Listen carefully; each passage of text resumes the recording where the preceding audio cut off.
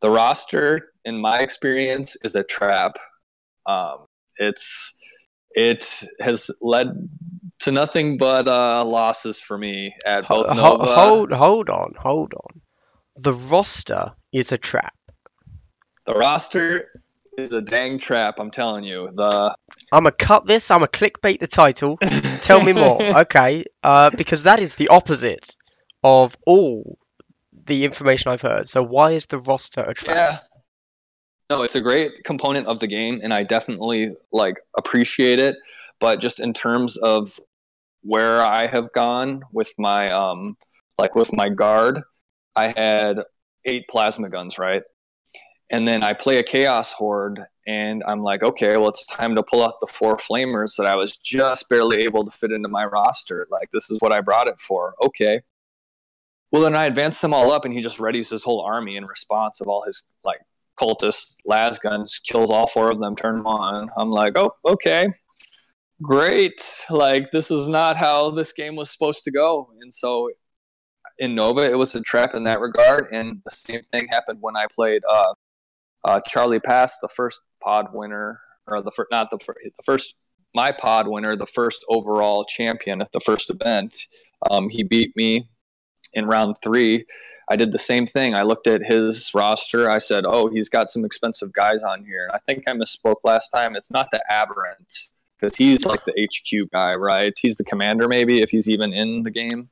He's not he can't be a leader, but he's just a guy with a big hammer, basically. Okay, Looks like a okay. So mutant. he is the okay. So maybe it was the Aberrant then, because I thought he was like 5 wounds in Warhammer 40K. Maybe he. Oh, don't know about 40k. I In don't know. this, he's 2 Anyway, I wounds. didn't want to give the perception that he was using an illegal list. He was using whatever the big smasher guy is with like the pickaxe or whatever. That's the Aberrant. Yeah, that's the Aberrant. Yep.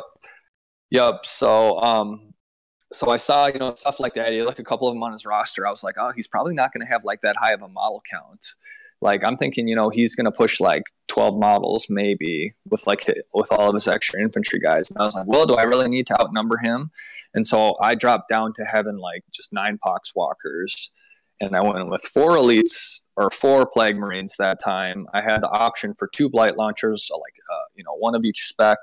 I was like, okay, I'm like, I'm thinking, all right, wounded, toughness 3 for the most part, wounded on 2s, reroll 1s to wound. I was just like, I'm just going to obliterate all of his guys. And like, I already outnumber him, and I'll have the 4 plague marines. And that's really what got me in trouble, was that, he took out 2 turn 1, and it left me in a terrible position where I had to play desperate to kind of make a comeback, which only led me to more failure essentially. So, that was my first mistake. And then he got the 5+ to move both of his heavy guys in the pregame with the Genestealer cult move.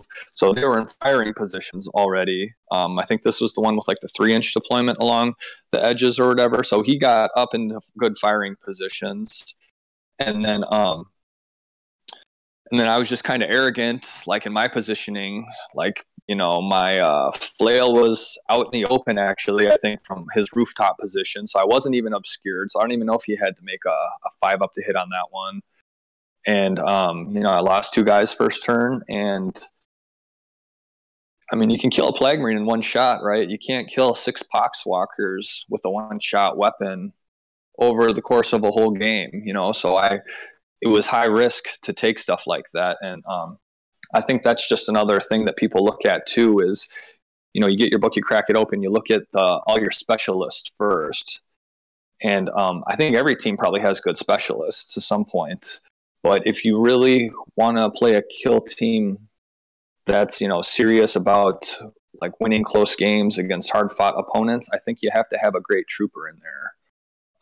You got to have somebody in that, 3 to 7, maybe 9-point range that, you see some things about it that you really like. If you don't have a great trooper, I can't even like build a roster for it. You know what I mean? It's like a non-starter for me to like, to look at the Grey Knight and what is he, 18 or 19 or 20 points or whatever, 18 it's just base, like, yeah. I mean, I can't get excited about doing that because, there's few options, and in Arena specifically, it seems like there's a lot of these where, you know, there's like kind of that concealed back room in the very back of the map where you need an objective holder, but it's not like in like an open terrain format where he can like shoot from a good firing position in the back or holding, like he's just like doing nothing back there. And so if you play against somebody that has a 3 or a 4 or a 5 point model that can just sit back there, I mean, it's you know, it's like 97 points versus 80 points in this midfield battle that's going on. So I think that that's the type of thing you should look for, and it'll maybe change a little bit, like where those mid-tier like value guys will come in if, you know, we see this 150 point expansion.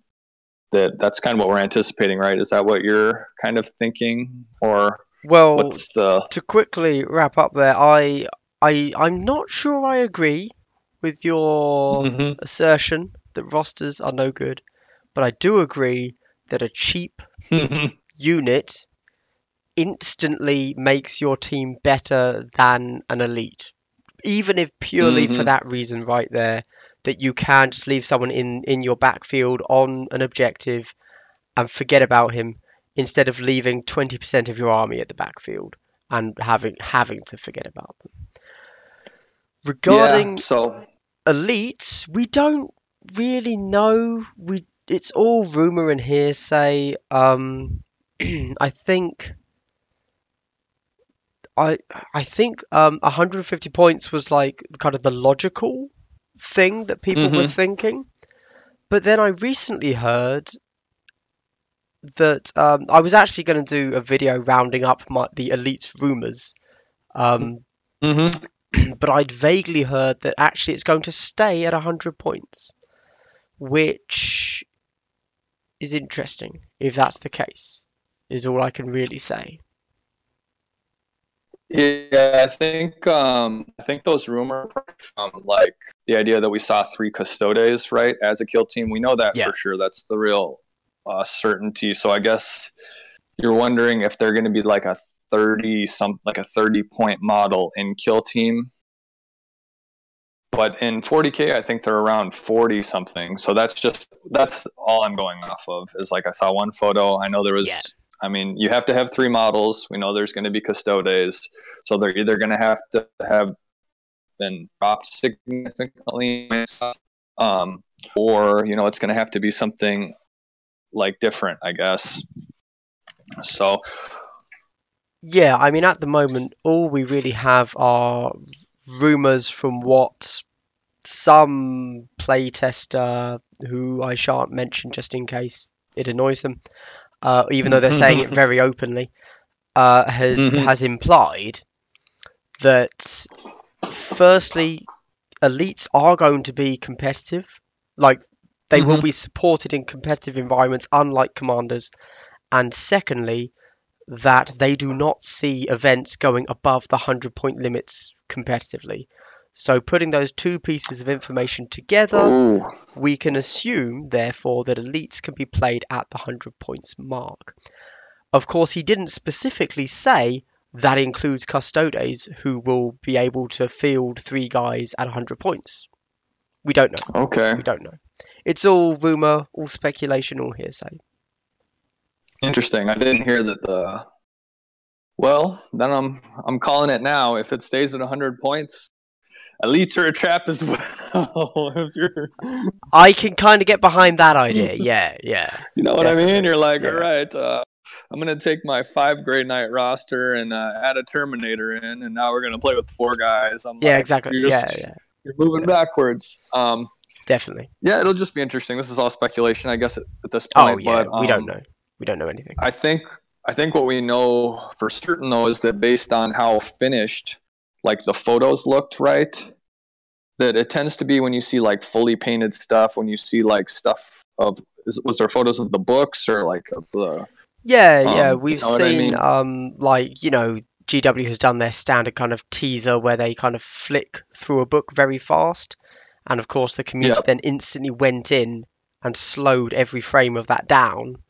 So we know a few things that they haven't announced officially, like we're getting sub factions, We don't 100% know it's in elites, but we assume it is. So the assumption is that, for example, with Space Marines in main 40k, you can give them chapter tactics, Ultramarines, Iron Fists, etc. We assume you will be able to do that in this. Yeah, definitely. Well, I think when you see the published book stuff like that, it means that it's very close. There's kind of like the two different positions you see. It's like when they put out like the Sisters of Battle, like 3D image, where it's like maybe a year or two out at that point, like what they released at Adepticon last year, where the models like have not been produced yet, versus you see like the fully painted studio photos and photographs of the book and stuff. Lead me to thinking that it might be out by the end of next month. My official Maybe? guess from Glass Half Dead, that knows nothing, so don't listen to me, is we're going to get it announced for pre-order last weekend of this month, and it's going to be a 2-week pre-order. That's my guess. And today's April 1st, right? Yes, today's April 1st. Yeah. So it will come out either the first weekend or the second weekend of March. May. I'm good with months. Yeah. What I would like to see is that they give the winner of the Warhammer World event a copy of the new book. That's what I would like to hear, and I'm hoping to be there possibly. So you, sir, are going to be very disappointed by the prize support that Games Workshop gives to their own events. That's all I'm going to say. You got a mat. You got a mat. Yeah. I guarantee Warhammer World there will be no prize support. There you go. Well, do they give anything? Is there like a paper that says best? They give you you get a piece of paper. When you go there, they print off a receipt for £30 because that's how much your ticket cost. Jeez. Yeah. It all goes right to the bottom line. Yeah. Jeez, but get that receipt framed, because that's all you're gonna get from Games Workshop at their own event, apparently. Wow. Anyway, I'd still like the chance, to compete against people. Like I've played, at this time, a lot of the people in the 40K community here in the States. And we'll see. We might. We kind of got some ideas about maybe doing like some exhibition games too at LVO next year, where I would like, I don't get to play because I'm helping run it. So, maybe I'll play. Some of the guys will do like a Friday night stream before. And I don't know if I had mentioned it before that we're going to like a 2-day event, just because. So that's what they're doing for Nova this year. They're doing like it's like 2 days. It's like a full grand tournament, they'd call it. And so I think we're going to adopt that format just because it's hard to get people up on Sunday. And so we'll just have like maybe the finals event on Sunday like that. And B, there's not as much crossover as we thought. A lot of people came out there just to play the kill team. And so we'll have like the big day on Saturday, and then we'll just have all the finalists show up in the morning Sunday and get our 6 or 7 rounds or whatever it is. We'll probably do like a top 8. But sorry, that's neither here nor there. But fair. No, just talk. Kill team chat, isn't it? Kill team chat. Yeah. Yeah. So just a lot of ideas, going up in the air. But you find out that planning for this stuff happens now. You know what I mean? We're asking for table space now, even though it's going to be in January of next year. That's how long it takes to make sure we're going to have terrain and table space, and the convention's already reserved maybe for a year or two out in advance and stuff like that. A lot goes into to running these events. Yeah, definitely.